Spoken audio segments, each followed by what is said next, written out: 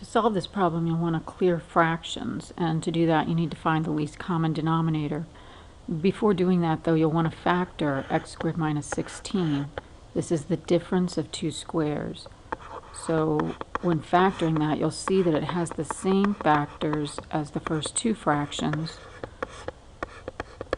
and so our LCD is going to have both the x plus 4 in it along with the x minus 4.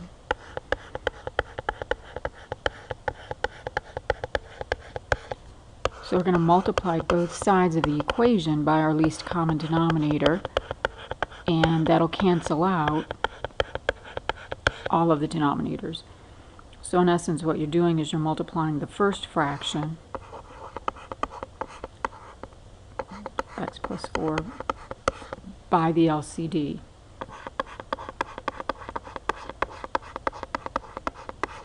And then multiplying the second fraction by the same thing.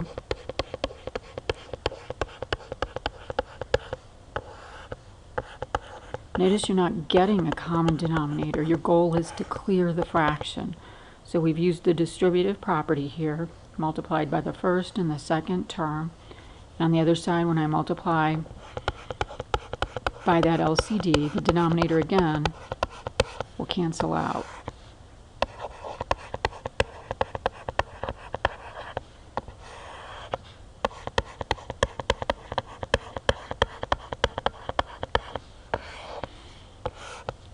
So that clears that side.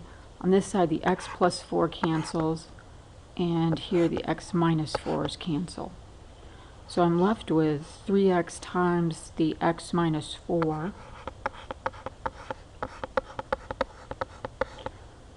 And I have a negative, an x plus 4, and a 12. You can multiply in any order, so I can call this negative 12 times x plus 4. And then I have 3x squared plus 48. So we've cleared fractions. Next, get rid of parentheses. So distribute 3x times x, 3x times negative 4.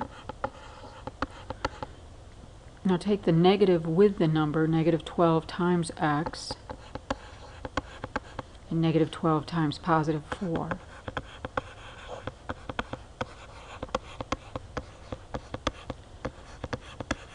Combine my terms on the left-hand side.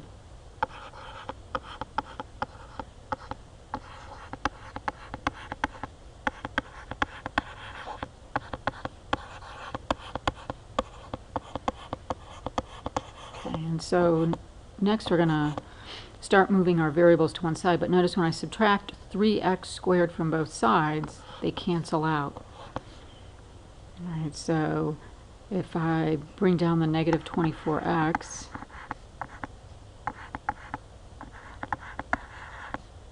and then add 48 to both sides,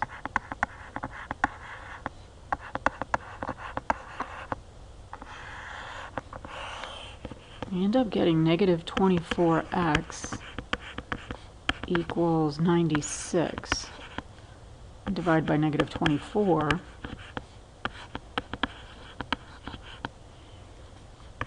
And it looks like x equals a positive divided by negative, negative 4. But before you circle that as your final answer, you have to check back at the original problem. If I plug in the number negative 4 right here in this denominator, I'm going to get negative 12 on top, but 0 on the bottom.